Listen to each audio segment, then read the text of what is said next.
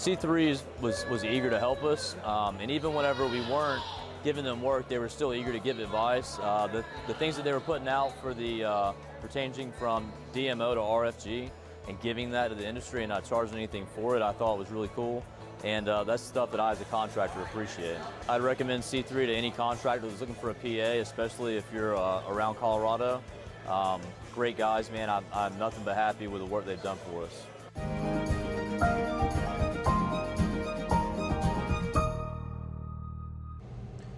What's up, everyone? This is lead meteorologist Sean Choquette here in Beaumont, Texas. This is August 26th, about 9:45 a.m. Central Time, and we are here to talk about what you're seeing on the screen, the latest from Hurricane Laura. We're going to kind of break down what happened overnight, what we're going to see today, and where we personally might end up for broadcasting this evening and into the overnight hours. Looks like it's going to be a pretty rough night for a lot of folks along the Gulf Coast here, from east of Houston to about probably a little east of Lake Charles, Louisiana. So latest update we have right here. This is your satellite. You can see an eye is starting to pop out within Hurricane Laura. She strengthened significantly overnight.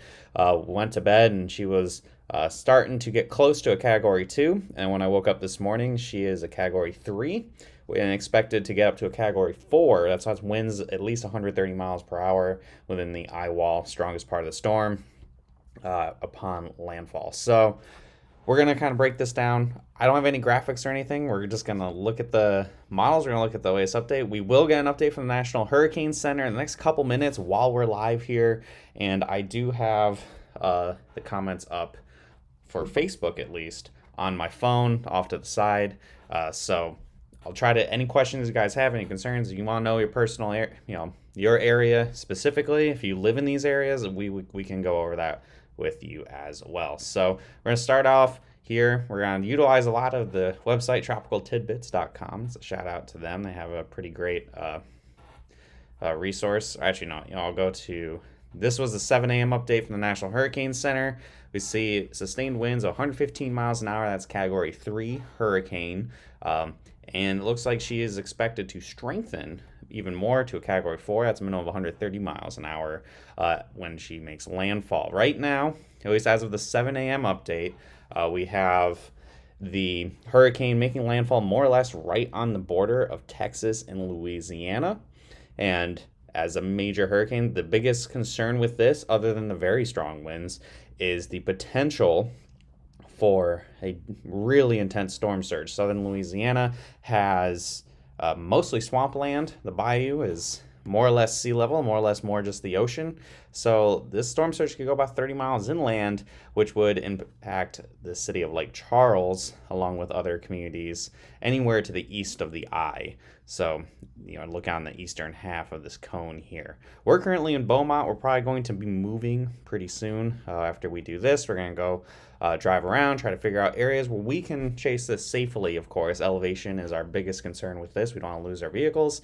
So we're going to kind of show this storm surge potentially here. This is called the Storm Surge Flooding Map that the National Hurricane Center puts up.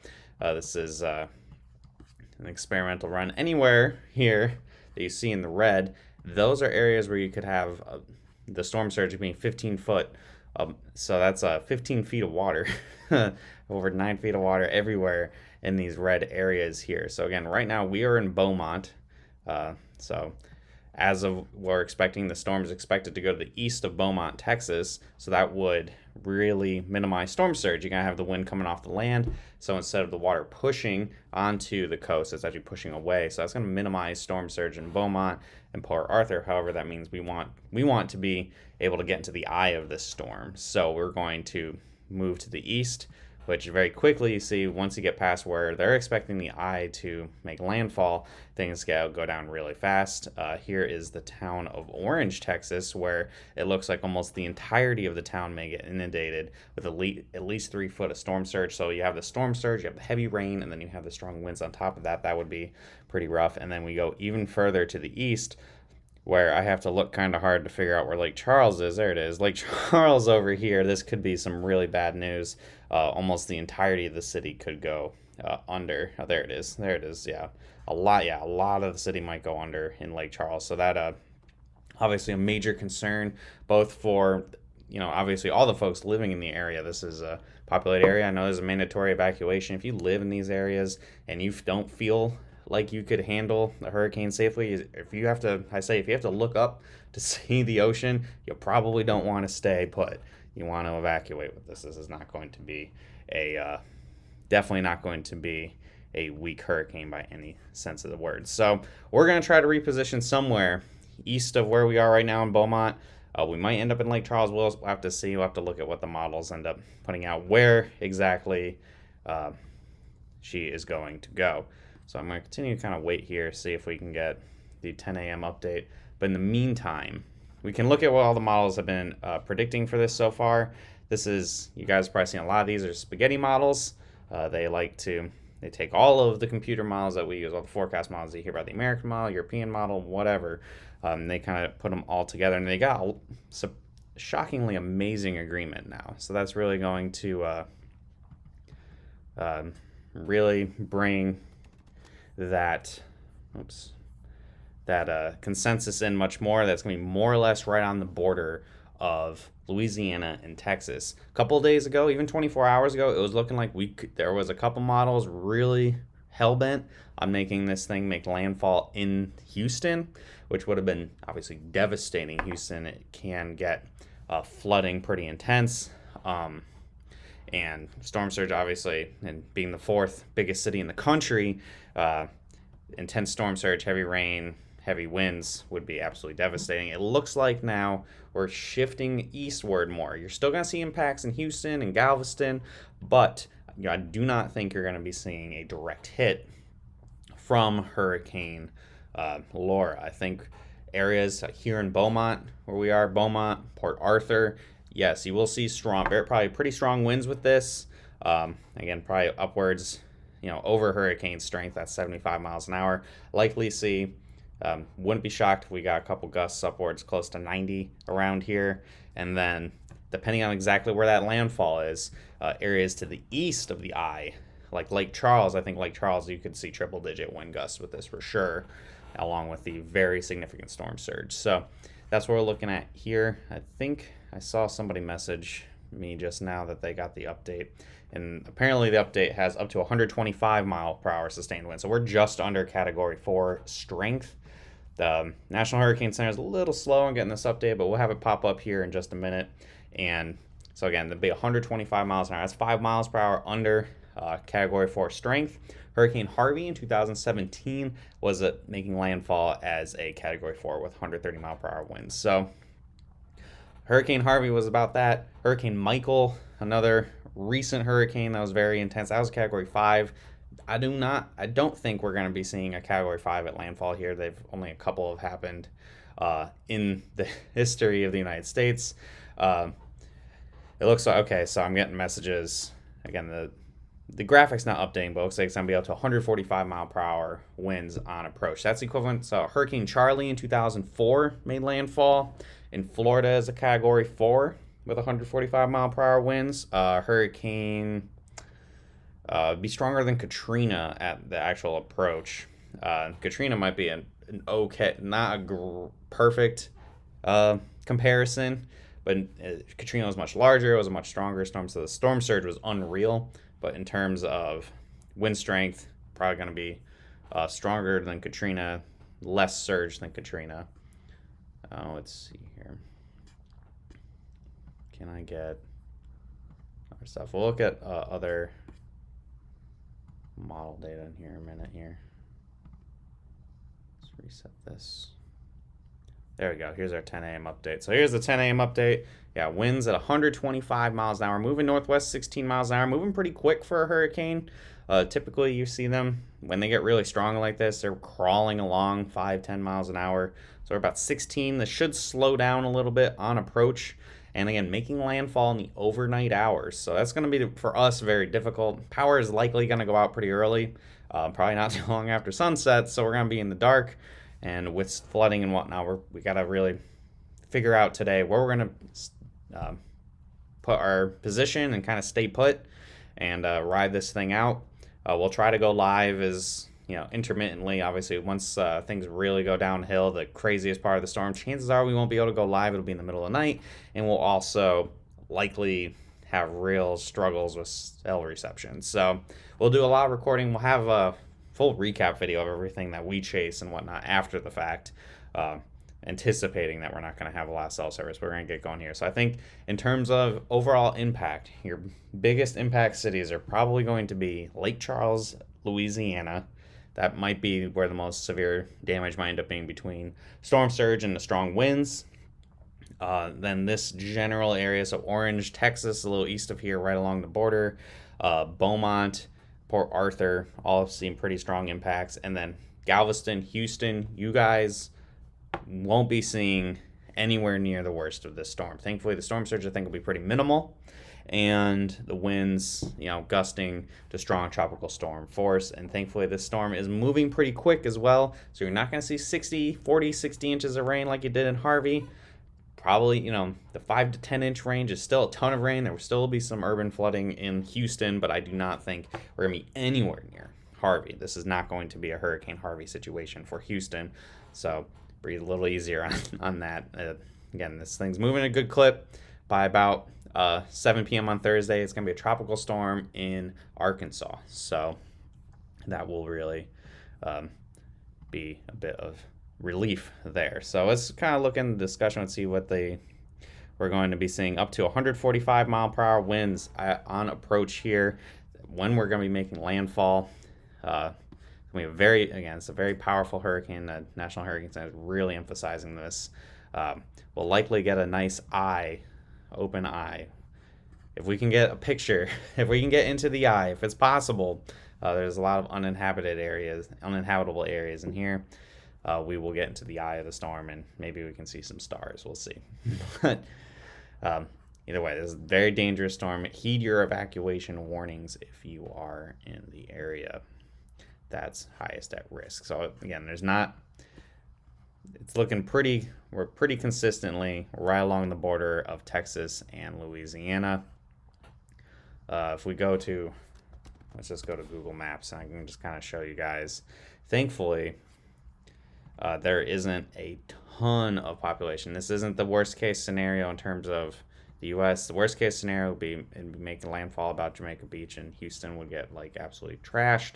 It looks like we'll probably have it make landfall somewhere near the Sabine National Wildlife Refuge. So the small communities, Holly Beach, Cameron, Creole, all these areas down here, I really do not hope nobody is planning on riding this thing out in this area, that there's no elevation at all. You're going to see bad storm surge with this, and most buildings may have a hard time surviving this storm. But again, landfall probably kind of where my mouse is at. I wouldn't be surprised if the eye goes directly over Orange, and that would put, it's a pretty large eye. That would put quite a bit of storm surge over Lake Charles. The strongest winds would be near Lake Charles, Sulphur, Carlisle, and this little town of Vinton here. And you have some really low-lying areas. A lot of this will likely flood over. But off to the west where we're at in Beaumont and down here by Port Arthur, I think the flooding concerns may be a little less, depending exactly on where that landfall is. If the landfall puts the eye directly over Beaumont, yeah, Port Arthur, you're going to get quite a bit of storm surge. If it goes east or west, a 25-mile difference can mean everything. That's why we haven't committed exactly where we're going to be riding this storm out. We obviously want to have elevation. We don't want to lose our vehicle or our lives. And we will, we've kind of spotted a couple higher elevation locations where we can go. And it's just a matter of picking the right one. So we'll be updating you guys with that today. Okay, somebody asked, how bad is Galveston going to be affected? I think Galveston, in terms of big time storm surge, all that, looking unlikely. We got the hurricane going far enough away from you guys to not have the crazy storm surge like we're going to see in Louisiana. I think Galveston and Houston, you're going to see probably would be strong tropical storm effects with this, and the flooding from storm surge will be fairly minimal. You're going to have wind coming off the land for a good chunk of it, so that will really help to keep the water from pushing on shore, but instead kind of pushing away from the shore. So say 2 to 3 foot of storm surge in Galveston, upwards of 15 here in Lake Charles. A lot of Lake Charles is under 15 foot in sea level. So even when we're about 30 miles inland, this is all, I mean, you can tell just on Google Maps, this is all just swamplands. There's not much actual land within this. So that's why the storm surge can really inundate so far into Louisiana, and that's what makes this very dangerous. The things that scare us, the most scary part of a hurricane is the storm surge. It's not so much the wind and the rain. The storm surge is the most destructive thing, so that's why we have to be very careful while doing this. And anybody who's under mandatory evacuation, heed those warnings any way you can, because that makes things a little dangerous here. So again, Houston, Galveston, strong tropical storm force effects overnight tonight, probably strongest wind gusts. If we see a gust to 70 near Baytown, Texas City, Galveston, I wouldn't be shocked. Otherwise, the 40s, 50s, and 60s across most of the Houston area. Different story further east, Beaumont, Port Arthur. You get those gusts probably closer to 90 or so, depending on where we make landfall. Make landfall a little further to the west, you could get those strong winds upwards of 140 miles an hour. Wherever it is, you want to be, if you are east of where the eye is going to make landfall, that's where you're going to see those wind gusts up to 140. From Lake Charles, Orange, Beaumont, Port Arthur, all at risk of that, all at risk of seeing triple-digit winds. Tonight, strongest of the storm, likely after about 10 p.m. Central Time, extending past midnight, probably till 3 o'clock, 4 o'clock in the morning. So it's going to be a rough night for a lot of folks here from Beaumont to Lake Charles, and then we're going to push north. Thankfully, the hurricane will weaken significantly as we head towards Shreveport, Texarkana, and then into Arkansas. It's going to be a big rainmaker, and then quickly move off to the east. Again, if you just look at the race off the East Coast by Sunday morning. So the area of highest impact is going to be right along the border area of Texas and Louisiana. What is storm surge? So storm surge is essentially a big bubble of ocean water that gets kind of picked up from the wind and just gets pushed.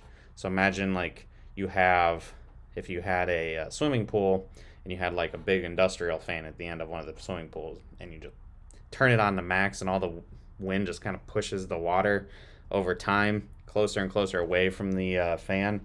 Same basic idea. It's just kind of pushing all of that water. The wind pushes all that water on shore, whichever way the hurricane is going.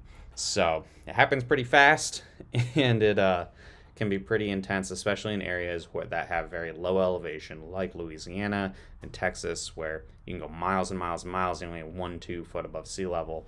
So a 15-foot storm surge, that's 15 feet of water on top of normal sea level going across. And that's where, like Hurricane Katrina, that's what caused a lot of the damage in Gulfport and Biloxi, and what caused the levees to break in New Orleans. So again, pretty intense situation here. We'll have more updates for you guys as we kind of relocate where we're at. We'll try to update you when things are starting to ramp up a bit. Once we've gotten staying put, we might try to go live if in the eyewall, if by some miracle we have cell service and it's not 2 a.m. If not, we'll try to, we'll mention on Hail Trace and like on our respective personal Facebook pages, hey, we're okay and everything once we have cell service again. it's very possible we'll end up losing service. We lost service during Michael, but we assure you we'll try to give you guys updates through the rest of this afternoon. Give you an idea of what we're going to be riding the storm out in and all that good stuff. So thanks for tuning in. We will have a full forecast at 12 o'clock, as we usually do, including the hail risk for today. I haven't talked about that at all. I'm not covering any hail right now. I have more details, more breakdowns with graphics for all of the cities mentioned above for this evening. Again, the worst of the storm, you're from Houston to Lake Charles between about 10 p.m. probably daybreak tomorrow. By daybreak tomorrow, I think things will be winding down. So stay safe. If you are in these areas, again, try to, if you live here and you don't feel safe, if strong winds concern you, if you can see the ocean from your house, you might want to consider evacuating. And just better safe than sorry is whatever, is what I like to say. So thanks for tuning in, everybody. Thanks to our sponsors, C3 Group, Merlin Law Group, and our Supplement and Balance Claims. You can check them out in the description below. If you're watching this here on Facebook, any live coverage that we do later, it will only be on the Hail Trace Facebook page to really minimize the internet usage that we're going to have. I mean, right now I'm restreaming it. We're at a hotel. I'm able to really pump a lot more bandwidth into this to stream to all of our usual pages. But when the storms are happening and we go live, we're just going to prioritize just the Facebook page, follow our Instagram, our Twitter, all that good stuff, and we'll be updating you. Again, full forecast at noon, get some graphics in there, and yeah, thanks for tuning in. We'll be in touch.